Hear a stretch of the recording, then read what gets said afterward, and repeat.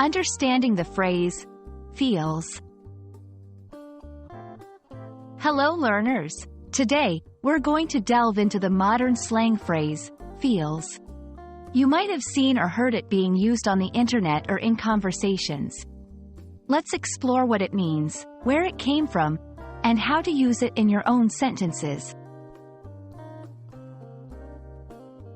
Feels is a shortened version of the word feelings. It's used to express a strong, often overwhelming, emotional reaction to something. This can be in response to a movie, a song, an event, or anything else that triggers emotions. For example, watching that romantic movie gave me all the feels. Listening to that song brings back so many feels.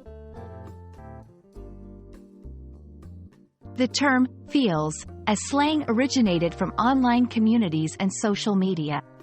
It became popular on platforms like Tumblr, Twitter, and Reddit, where users would react to emotionally stirring content by saying they have the feels, or something hit them right in the feels.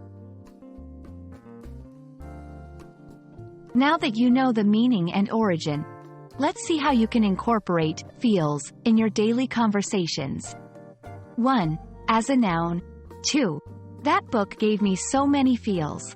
3. I have feels every time I think about that moment. 4. In combination with other words.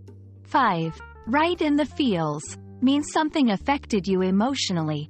6. I'm catching feels for him, her, means developing feelings or a crush on someone. 7. As an adjective. 8. That's a feels moment. 9. This is such a feels song. Remember, while feels is a fun and trendy slang term, it might not be appropriate for formal contexts. So, use it in informal conversations or online interactions. And that wraps up our exploration of the phrase, feels. It's always fascinating to see how language evolves and how new terms make their way into our everyday vocabulary.